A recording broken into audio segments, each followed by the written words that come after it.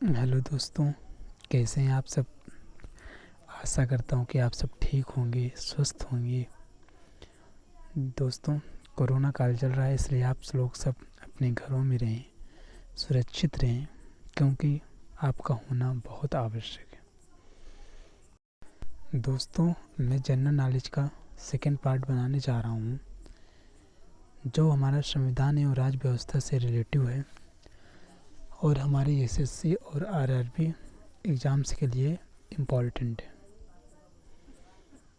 दोस्तों, मेरा नया चैनल चित्रकूट जीके एकेडमी है, जिसके माध्यम से मैं आप लोगों को ढेर सारी जानकारी देने की कोशिश करूँगा। आशा करता हूँ कि आपको बेहतर से बेहतर दे सकूँ, जिससे आप लोग मेरे चैनल को लाइक कर सकें।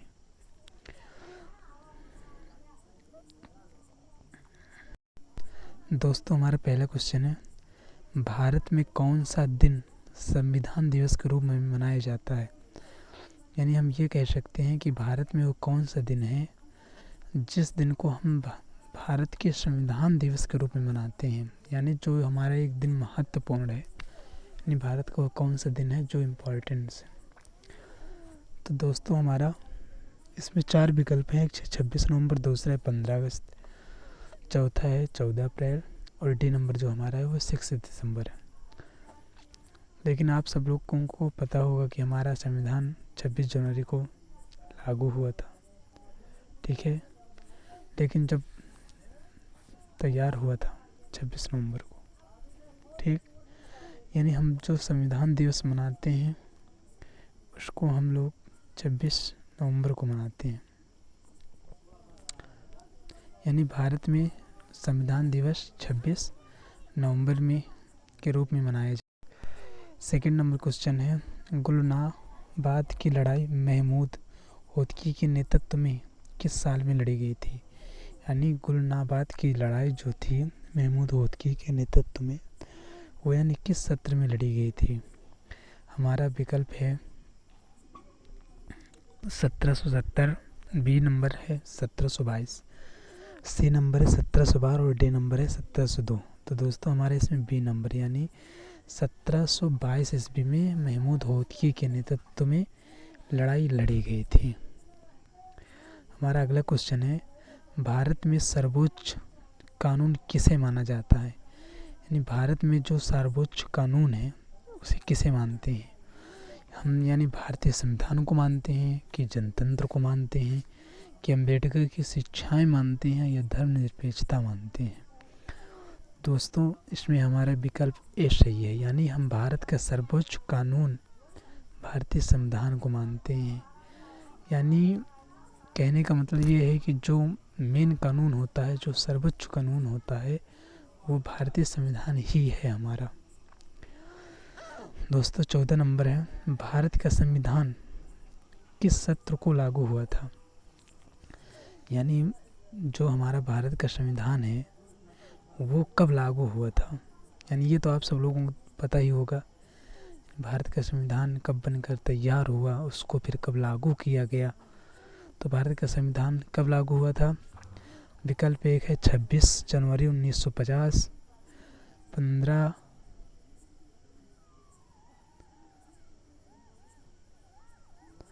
8 1947 और सी नंबर है 22 8 1947 और डी नंबर है यानी 1 1950, यानी कि 1 जनवरी 1950। तो दोस्तों, जो हमारा भारत का संविधान लागू हुआ था वो 26 जनवरी 1950 को लागू हुआ था। यानी हमारे विकल्प नंबर फर्स्ट क्या है, सही है। देखिए दोस्तों, ये एसएससी सीजीएल में भी आया था क्वेश्चन बहुत इंपॉर्टेंट है, आप लोग इनको गौर से ध्यान दीजिएगा। मैं आप लोगों के लिए एक से एक बेहतर क्वेश्चन लेकर ही आऊँगा। क्वेश्चन नंबर 5 है, भारतीय संविधान के मौलिक कर्तव्य किस देश के संविधान से लिए गए हैं। यानी भारतीय संविधान में जो हम लोग मौलिक कर्तव्यों को जोड़े हैं वो किस देश से रिलेटिव हैं, यानी किस देश के संविधान से लिए गए हैं। तो हमारे विकल्प है यूनाइटेड किंगडम, संयुक्त राज्य अमेरिका, सी नंबर है सोवियत संघ और डी नंबर है ऑस्ट्रेलिया। दोस्तों, जो हमारा संविधान में मौलिक कर्तव्य जुटे हैं उनको हम कहाँ से लिए थे? सोवियत संघ से। यानी मौलिक कर्तव्य जो हम लिए थे उनको सोवियत संघ से लिए। दोस्तों क्वेश्चन नंबर 6 है, नीचे एक अभिकथन ए और कारण आर दिया गया है। यानी अभिकथन ए है और कारण आर दिया गया है। अभिकथन क्या है सुनिए। अभिकथन यानी ए है ना, भारतीय संविधान 26 जनवरी 1950 से लागू हुआ। अब देखिए इसका कारण क्या दिया है, 26 जनवरी गणतंत्र के दिवस रूप में मनाया जाता है। अब हमको ये बताना है कि इसमें क्या सही है क्या गलत, यानी एक दूसरे से रिलेटिव क्या है। तो देखिए हम इसको पहला देखते हैं। ए सही है लेकिन आर गलत है। यानी कहने का मतलब ये है कि भारतीय संविधान 26 जनवरी यानी 1950 को लागू हुआ था, लेकिन 26 जनवरी गणतंत्र के दिवस रूप में मनाया जाता है, ये गलत है कहने का मतलब।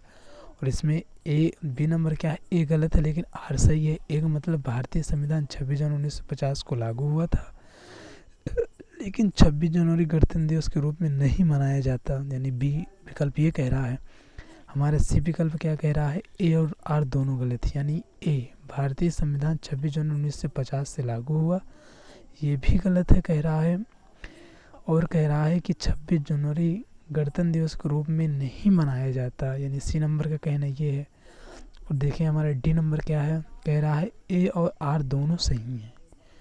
यानी कह रहा है कि हमारा भारतीय संविधान जो है 26 जनवरी 1950 को लागू हुआ था और हम 26 जनवरी को गणतंत्र दिवस के रूप में मनाते हैं। डी नंबर हमारा ये कह रहा है। और कह रहा है आर ए की उचित व्याख्या नहीं करता। यानी ये कह रहा है 26 जनवरी गणतंत्र दिवस गणतंत्र दिवस के रूप में मनाया जाता है। भारतीय संविधान 26 जनवरी 1950 को लागू हुआ था, यानी ये उचित व्याख्या नहीं है। हमारा विकल्प डी ये दोस्तों हमारा विकल्प डी सही है।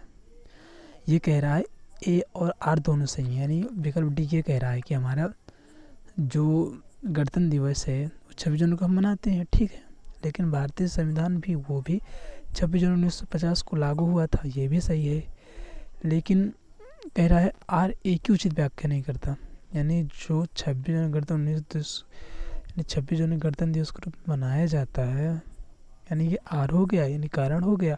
और ये जो हमारा है भारतीय संविधान 26 जनवरी 1950 से लागू हुआ था, यानी हमारा विकल्प डी क्या है, सही है। दोस्तों हमारा 7वां नंबर है, सिक्किम कब भारत का एक राज्य बना। यानी जो सिक्किम है वो भारत का कब एक राज्य बना, यानी वो भारत का एक राज्य सिक्किम कब बना है। विकल्प फर्स्ट हमारा है 1975, विकल्प सेकंड है हमारा 1973, विकल्प सी है हमारा 1972 और विकल्प डी है हमारा 1950। यानी जब सिक्किम भारत का एक राज्य बना था वो सत्र क्या था, यानी किस सन में बना था। तो दोस्तों आपको पता होगा कि सिक्किम भारत का एक राज्य 1975 को बना था। 8वां क्वेश्चन है, भारतीय संविधान में उल्लिखित आपातकालीन प्रावधान किस देश के संविधान से लिए गए हैं। यानी जो भारतीय संविधान में आपातकालीन प्रावधान है वो किस देश से लिए गए हैं। संयुक्त राज्य अमेरिका, यूनाइटेड किंगडम, जर्मनी और कनाडा। तो दोस्तों जो भारतीय संविधान में आपातकालीन प्रावधान है वो जर्मनी से लिए गए हैं। यानी हमारे यहाँ विकल्प सी क्या है, सही है, ठीक। देखिए सारे एसएससी और आरआरएस से रिलेटिव क्वेश्चन है, आरआरबी से रिलेटिव क्वेश्चन है, ठीक है, गौर से पढ़िएगा, बहुत अच्छे क्वेश्चन है। भारत द्वारा धर्मनिरपेक्ष स्वीकार किए जाने के कारण भारतीय नागरिकों को निम्नलिखित में से कौन सा अधिकार प्राप्त हुआ। यानी जब भारत ने धर्मनिरपेक्षता स्वीकार किया तो उसको स्वीकार करने से नागरिकों को कौन सा अधिकार प्राप्त हुआ। फर्स्ट विकल्प हमारा है अपने इच्छानुसार धर्म के अनुसरण का अधिकार, बी नंबर है स्वयं को अभिव्यक्त करने का अधिकार, सी नंबर है इच्छानुसार कई भाषाएं बोलने का अधिकार और जो डी नंबर है वो संसदीय चर्चाओं में भाग लेने का अधिकार। तो दोस्तों यहाँ हमारे विकल्प फर्स्ट सही है, यानी अपनी इच्छानुसार धर्म के अनुसरण का अधिकरण, यानी वो व्यक्ति अपने इच्छानुसार अपने धर्म का अनुसरण कर सकता है।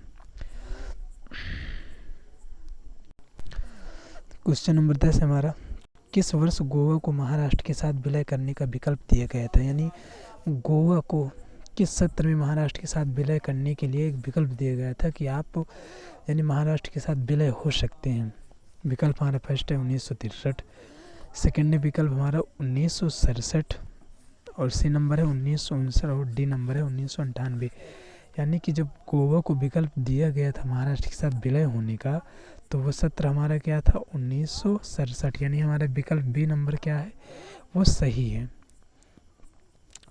क्वेश्चन नंबर 11 है, संविधान में प्रारंभ होने के बाद किस अधिनियम से नागरिकता पाने और गंवाने संबंधी प्रावधान है, यानी संविधान प्रारंभ होने के बाद, यानी जब संविधान हमारा प्रारंभ हुआ था उसके किस अधिनियम से हमें नागरिकता पाने और गंवाने का प्रावधान मिला, यानी नागरिकता अभियान 1950। देखिए विकल्प फर्स्ट, विकल्प सेकंड है हमारा नागरिकता अभियान 1952, विकल्प सी है नागरिकता अभियान 1955 और विकल्प डी है नागरिकता अधिनियम 1954।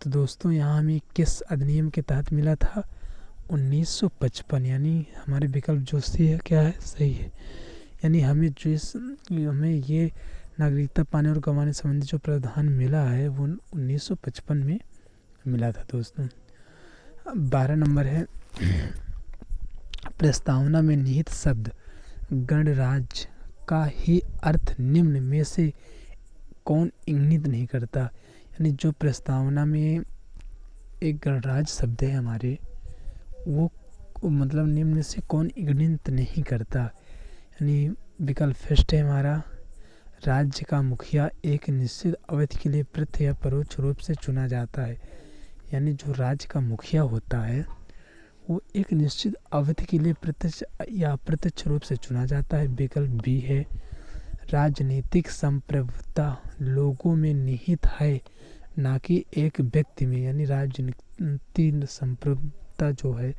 वो लोगों में निहित है, यानी जनता में निहित है ना कि एक में, एक जनता में वो निहित नहीं है। विकल्प सी है किसी भी विशेषाधिकार प्राप्त वर्ग की अनुपस्थिति में भी सभी सरकारी कार्यालय बिना किसी भेदभाव के हर नागरिक के लिए खुले हैं। हमारा विकल्प डी जो है देश के सर्वोच्च पद पर जहां राष्ट्राध्यक्ष एक वंशानुगत राजा होता है, यानी विकल्प हमारा डी क्या हो जाएगा सही हो जाएगा, यानी कह रहा है देश के सर्वोच्च पद पर जहां राष्ट्राध्यक्ष एक वंशानुगत राजा होता है, यानी जहां वंशानुगत एक राजा होता है। दोस्तों हमारा विकल्प नंबर उसमें डी सही था। अब देखिए हमारा क्वेश्चन क्या आ गया 13वीं, यानी निम्नलिखित में से कौन सा विकल्प भारतीय नागरिक का मूलभूत अधिकार नहीं है। हमारा 13वां क्वेश्चन क्या कह रहा है निम्नलिखित में से कौन सा विकल्प भारतीय नागरिक का मूलभूत अधिकार नहीं है। क्वेश्चन इसमें विकल्प फर्स्ट है समानता का अधिकार, विकल्प बी है निजता का अधिकार, विकल्प सी है जीवन का अधिकार और विकल्प डी है शोषण का विरुद्ध अधिकार। दोस्तों इसमें हमारा क्या हो जाएगा निजता का अधिकार, यानी जो भारतीय नागरिक का मूलभूत अधिकार नहीं है वो है निजता का अधिकार। देखिए हमारा रेलवे जीडीपी एग्ज़ाम में आया था, यानी रेलवे जीपीटी एग्ज़ाम में आया था, ग्रुप डी एग्ज़ाम में, ठीक है ना। क्वेश्चन नंबर हमारा 14 है मूलभूत अधिकारों में से ज़्यादातर हमारे संविधान के किस अनुच्छेद से में शामिल किए गए, यानी मूलभूत अधिकारों में से ज़्यादातर हमारे संविधान के किस अनुच्छेद में शामिल किए गए हैं। तो हमारे विकल्प है 1 से 10, बी है 12 से 35, सी है 36 से 51 और डी है 112 से 135। दोस्तों हमारा जो अनुच्छेद शामिल किए गए हैं वो है 12 से 35, यानी हमारे विकल्प बी क्या है सही है। क्वेश्चन नंबर 15 है भारत के संविधान के अनुसार इनमें से कौन सा मूल अधिकार नहीं है? सार्वजनिक संपत्ति की सुरक्षा करना तथा हिंसा का त्याग करना, हमारी मिलीजुली संस्कृति की बहुल धरोहर को संरक्षित करना तथा उसका सम्मान करना, स्वतंत्रता के लिए हमारे राष्ट्रीय संघर्ष को प्रेरित करने वाले महान विचारों से प्रेरित होना और उनका पालन करना। विकल्प नंबर डी है सार्वजनिक चुनावों में मताधिकार का प्रयोग करना। यानी हमारे यहाँ विकल्प डी क्या हो जाएगा? सही हो जाएगा। यानी हमें ये अधिकार है सार्वजनिक चुनाव मताधिकार का प्रयोग करना। ठीक है, ये भी देखिए हमारे रेलवे और RRB में ग्रुप डी एग्जाम में देखिए ये भी आया था क्वेश्चन, ये भी इम्पोर्टेंट क्वेश्चन है। क्वेश्चन नंबर 16 है शिक्षा का अधिकार किस वर्ष मौलिक अधिकार में शामिल किए गए? यानी जो हमारी शिक्षा है उसको किस वर्ष मौलिक अधिकार में शामिल किया गया? विकल्प फर्स्ट है अप्रैल 2010 है, विकल्प बी है अप्रैल 2004, विकल्प सी है अप्रैल 2008 और विकल्प डी है 2012। तो हमारे विकल्प क्या हो जाएगा? फर्स्ट, यानी अप्रैल 2000 शामिल में शिक्षा को मौलिक अधिकार में शामिल किया गया। तो ये भी SSC का क्वेश्चन है। देखिए भारतीय संविधान में कितने मौलिक अधिकारों का उल्लेख किया गया? यानी जो भारतीय संविधान है, हमारे भारत का जो संविधान है उसमें कितने मौलिक अधिकारों का उल्लेख किया गया है? विकल्प ए है 8, विकल्प बी है 9, विकल्प सी है 10 और विकल्प डी है 11। वैसे दोस्तों आपको पता होगा 11 मौलिक अधिकारों को इसमें शामिल किया गया है। क्वेश्चन नंबर 18 है भारत के संविधान के अनुसार निम्नलिखित में से कौन सा एक मौलिक अधिकार नहीं है? यानी भारत के संविधान के अनुसार निम्नलिखित में कौन सा एक मौलिक अधिकार नहीं है? स्वतंत्रता का अधिकार देखिए एक मौलिक अधिकार है, जीने का अधिकार ये भी एक मौलिक अधिकार है। सी नंबर है समानता का अधिकार, ये भी एक अधिकार है। लेकिन डी नंबर देश की रक्षा करना एक मौलिक अधिकार नहीं है। यानी हमारा विकल्प डी नंबर क्या हो जाएगा? सही हो जाएगा। 19वां क्वेश्चन है राज्य की नीतियों के निर्देशित सिद्धांतों के बारे में निम्नलिखित कथनों में से कौन सा सच नहीं है? नीतियां बनाने और कानून अभिनीत करते हुए राज्य को ध्यान में रखने वाले आदर्शों को दर्शाता है। बी नंबर है वे समुदाय के कल्याण को बढ़ावा देते हैं और इसलिए सामाजिक और समाजवादी हैं। विकल्प नंबर सी ये उल्लंघन के लिए अदालतों और द्वारा कानूनी तौर पर परिवर्तनीय नहीं है। विकल्प नंबर डी है ये अपने आप परिवर्तनीय होते हैं और इन्हें कार्यान्वयन करने के लिए किसी कानून की आवश्यकता नहीं होती। यानी हमारे इसमें विकल्प क्या हो जाएगा? डी सही हो जाएगा। देखिए क्वेश्चन नंबर 20 है 4 मूलभूत अधिकारों में से एक का कथन चयन करें जो भारत के नागरिक और विदेशी के लिए उपलब्ध होता है। यानी 4 मूल अधिकार दिए में चयन करना है कि कौन नागरिक और विदेशियों के लिए उपलब्ध है। तो विकल्प एक है धर्म, कुल, लिंग, जाति या जन्म स्थान, अनुच्छेद 15 आधार पर भेदभाव का निषेध, सार्वजनिक रोजगार के विषय में अवसर की समानता, अनुच्छेद 16 है ये, भाषा, लिपि और अल्पसंख्यकों के संस्कृति का संरक्षण अनुच्छेद 29 दिया गया है। और ये है डी नंबर है धार्मिक मामलों का प्रबंधन करने की स्वतंत्रता, ये अनुच्छेद 26। यानी हमारे विकल्प कौन सा है? वो 26, यानी धार्मिक मामलों का प्रबंधन करने के लिए स्वतंत्रता, यानी विदेशियों के लिए भी है और भारतीयों के लिए भी है। क्वेश्चन नंबर 21 है भारत के संविधान में निम्नलिखित में से किस अनुच्छेद में शिक्षा के अधिकार की व्याख्या की गई है? भारत के संविधान में किस अनुच्छेद में शिक्षा की व्याख्या की गई है? देखिए हमारा अनुच्छेद 12 ये नहीं है, अनुच्छेद 5 ये भी नहीं है, अनुच्छेद 23 ये भी नहीं है, अनुच्छेद 21A। यानी 21A में क्या किया गया है? शिक्षा के अधिकार की व्याख्या की गई है। क्वेश्चन नंबर 22वां है समान सिविल संहिता का वर्णन संविधान के किस अनुच्छेद में किया गया? यानी समान सिविल संहिता का वर्णन संविधान के किस अनुच्छेद में किया गया है? विकल्प नंबर ए है 41, विकल्प नंबर बी है 42, विकल्प नंबर सी है 43, विकल्प नंबर डी है 44। यानी जो हमारा सिविल संहिता का वर्णन है वो यानी 44 अनुच्छेद 44 में उसको किया गया। ये भी देखिए हमारे रेलवे का है क्वेश्चन। और यहाँ 23 नंबर है भारत का संविधान लोकसभा के आकार को सीमित भारत का संविधान लोकसभा के आकार को सीमित सीमांकन उसको हम कहते करता है, जिसके तहत निर्वाचित सदस्य तथा सदस्य एंग्लो इंडिया समुदाय का प्रतिनिधित्व करता है, जिन्हें हम भारत के राष्ट्रपति द्वारा नामांकित किया जाता है। यानी कितने निर्वाचित सदस्य होते हैं तथा कितने एंग्लो इंडिया सदस्य होते हैं तो हम इसमें हमारे विकल्प फर्स्ट है 550 और 2, विकल्प बी है 543 और 2, विकल्प सी है 541 और 3, विकल्प डी है 547 और 3। तो हमारे विकल्प ए है, यानी 550 नागरिक निर्वाचित होते हैं तथा 2 राष्ट्रपति द्वारा मनोनीत किए जाते हैं। तो विकल्प हमारा फर्स्ट क्या है, सही है। निम्नलिखित में से कौन सा राज्य संविधान की 6ठी अनुसूची का पालन नहीं करता, जो जनजाति क्षेत्रों के प्रशासन एवं नियंत्रण से संबंधित है? तो देखिए, असम वो भी करता है, नागालैंड ये नहीं करता। यानी विकल्प हमारे भी क्या है, सही है। मेघालय वो भी करता है, त्रिपुरा वो भी करता है। देखिए, ये भी यूपीएससी का है। भारतीय संविधान का अनुच्छेद 29 निम्नलिखित में से कौन से अधिकार प्रदान करता है? यानी भारतीय संविधान अनुच्छेद 29 में कौन सा अधिकार प्रदान करता है? अपराध के दोषी सिद्धि के संबंध में सुरक्षा गलत है। मानव जाति में अवैध क्रय विक्रय निषेध ये भी नहीं है। अल्पसंख्यकों के हितों की सुरक्षा, यानी विकल्प हमारे से क्या हो जाएगा, सही हो जाएगा। यानी जो 29 अनुच्छेद है वो हमें अल्पसंख्यकों के हितों की सुरक्षा के लिए अधिकार प्रदान करता है। क्वेश्चन नंबर 26 है, संविधान के अनुसार किस अनुच्छेद के तहत जीवन की सुरक्षा और व्यक्ति स्वाधीनता प्रदान की गई है? अनुच्छेद 20, अनुच्छेद 21, अनुच्छेद 22 और अनुच्छेद 23।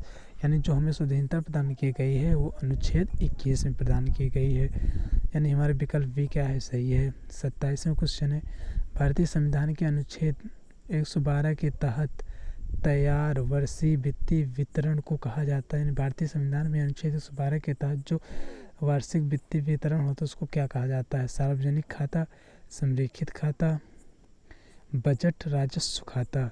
यानी दोस्तों आप सबको पता होगा विकल्प सी यानी बजट। यानी जो वित्तीय वर्ष का विवरण होता है उसको हम लोग क्या कहते हैं, बजट कहते हैं।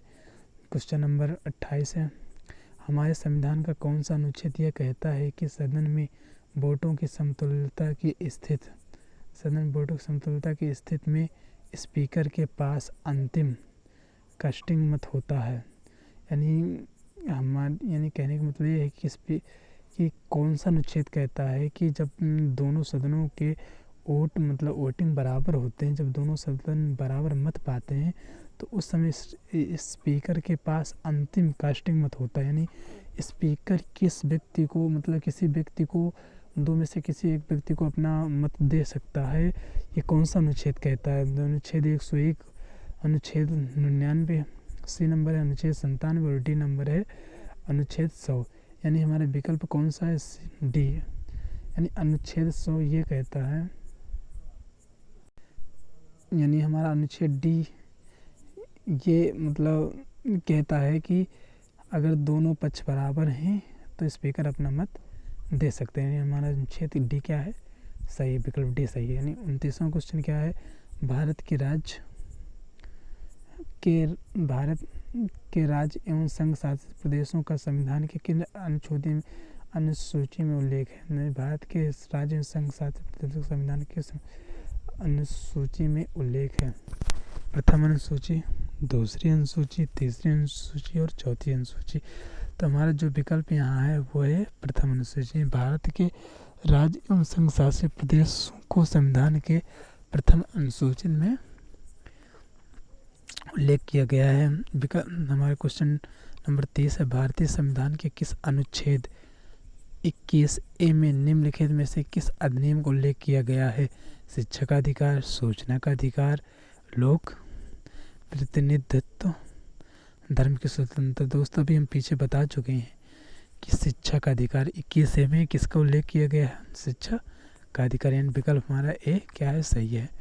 संसद में 2 सत्र के बीच अधिकतम अंतराल हो सकता है? यानी जो सदस्यों, संसद के जो सत्रों के बीच कितने अधिकतम अंतराल होते हैं, यानी कितने महीनों का अंतराल हो सकता है दो सत्रों के बीच? तो 3 महीने, विकल्प बी है 6 महीने, विकल्प सी है 9 महीने, विकल्प डी है 12 महीने। दोस्तों हमारे विकल्प यहाँ भी क्या हो जाएगा? सही हो जाएगा, यानी दो सत्रों के बीच सिर्फ 6 महीने का ही अंतर हो सकता है। हमारा क्वेश्चन नंबर 32 है, संसद के वर्तमान सत्र में निष्कासन को कहते हैं, यानी संसद के वर्तमान सत्र के निष्कासन को हम लोग क्या कहते हैं?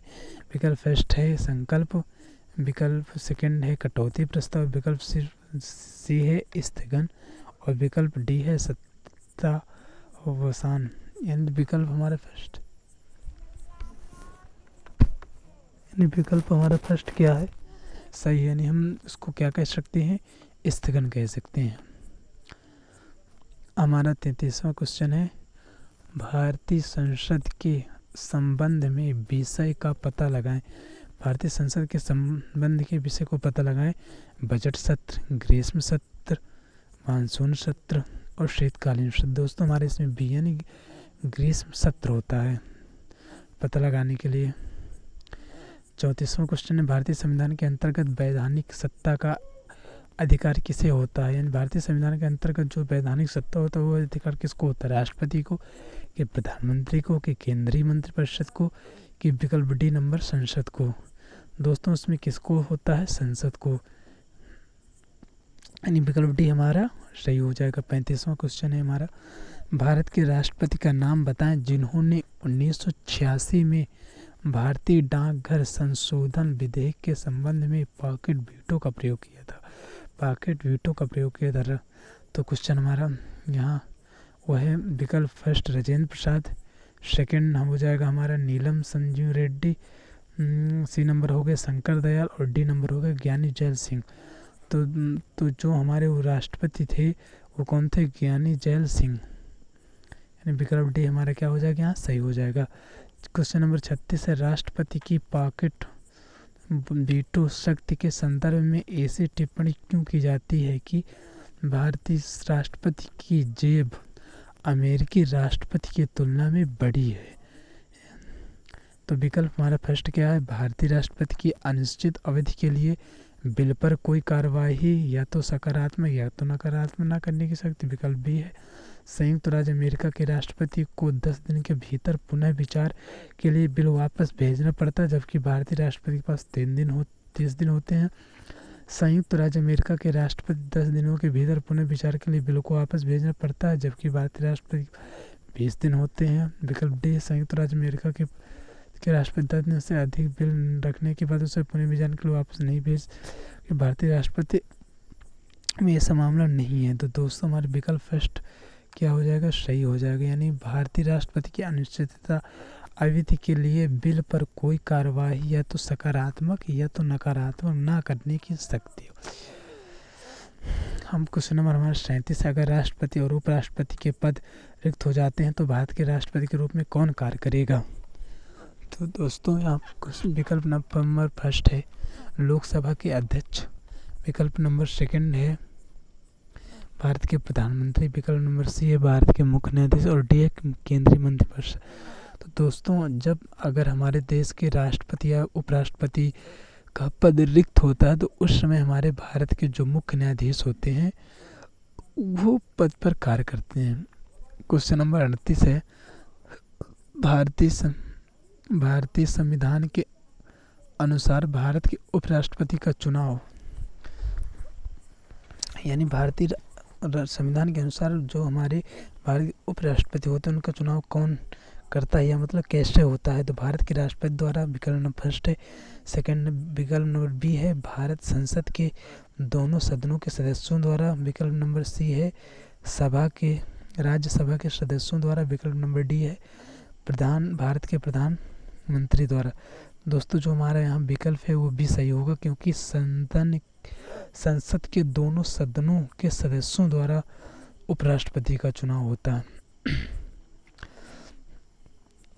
विकल्प क्वेश्चन नंबर 39 है, भारत के राष्ट्रपति द्वारा राज्यसभा के कितने सदस्यों को नामित किया जाता है। यानी जो हमारे राष्ट्रपति हैं वो राज्यसभा के कितने सदस्यों को मनोनीत या नामित कर सकते हैं। तो विकल्प हमारे फर्स्ट है 12, विकल्प बी है 10, विकल्प 8 है, सी है 8, विकल्प डी है 6। यानी जो हमारे यहाँ पर दोस्तों विकल्प होगा वो होगा 12। यानी भारत के राष्ट्रपति सिर्फ 12 सदस्यों को ही नामित कर सकते हैं। क्वेश्चन नंबर 40 है, भारत गणराज्य में वित्तीय आपात स्थिति द्वारा घोषणा की जा सकती है। यानी भारत में गणराज्य में मतलब जब वित्तीय आफत होती है तो किसके द्वारा घोषणा की जा सकती है, कि राष्ट्रपति द्वारा, बी नंबर प्रधानमंत्री द्वारा, सी नंबर वित्त मंत्री द्वारा और डी नंबर रिजर्व बैंक के गवर्नर द्वारा। दोस्तों जो घोषणा करेंगे गणराज्य वित्तीय आपात की वो कौन है, राष्ट्रपति। यानी राष्ट्रपति ही घोषणा कर सकते हैं। भारत के राष्ट्रपति पद पर चुने जाने वाली न्यूनतम आयु कितनी होनी चाहिए। यानी जो व्यक्ति राष्ट्रपति के लिए उम्मीदवार हो उसकी न्यूनतम आयु कितनी होनी चाहिए।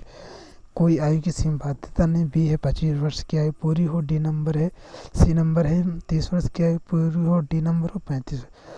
तो इसमें हमारा डी नंबर से, यानी जो व्यक्ति राष्ट्रपति पद का उम्मीदवार होगा उसकी न्यूनतम आयु जो है वो कम से कम 35 वर्ष होना चाहिए। हमारे क्वेश्चन नंबर 42वां है, निम्नलिखित में से कौन से विकल्प में भारत का उपराष्ट्र बनने हेतु अर्हता नहीं है। यानी भारतीय नागरिक, बी है 35 वर्ष की आयु से अधिक, सी है लोकसभा के सदस्य का धारक और डी है हमारा सदस्यता का धारक। तो हमारे विकल्प यहाँ क्या हो जाएगा, सी हो जाएगा, यानी लोकसभा की सदस्यता का धारक। यानी अगर वो लोकसभा का सदस्यता का धारक है तो वो राष्ट्रपति बनने हेतु अर्थ नहीं है।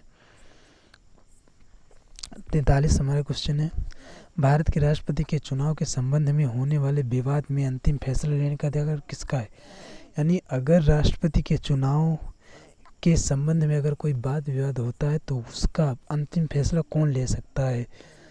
तो विकल्प ए है लोकसभा, विकल्प बी है चुनाव आयोग, विकल्प सी है प्रधानमंत्री, विकल्प डी है सुप्रीम कोर्ट। तो यानी हमारा कौन अंतिम फैसला ले सकता है, किसको अधिकार है, सुप्रीम कोर्ट को।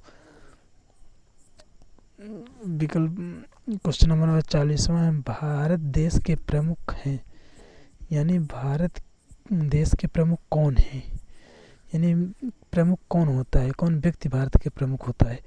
तो प्रधानमंत्री की, राष्ट्रपति की, संसद के, भारत के मुख्य न्यायाधीश। तो उसमें विकल्प बी, यानी जो भारत के देश के प्रमुख होते हैं वो कौन होते हैं, राष्ट्रपति होते हैं।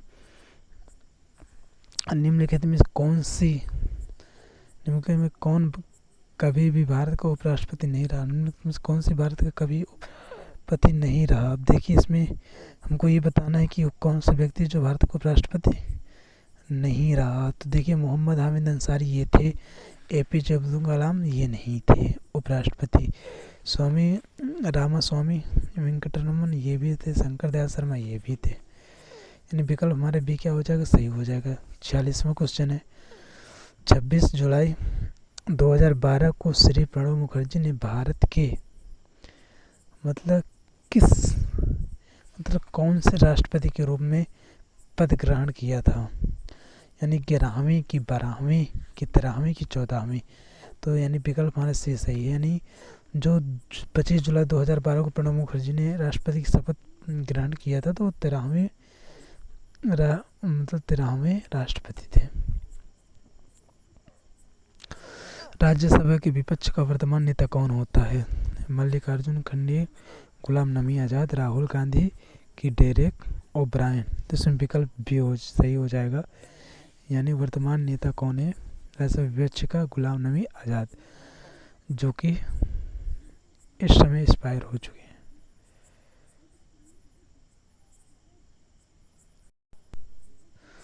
अड़तालीसवां क्वेश्चन क्या है, भारत के निम्नलिखित में से कौन से अधिकारी का चुनाव अनुपातिक प्रतिनिधि के आधार पर किया जाता है।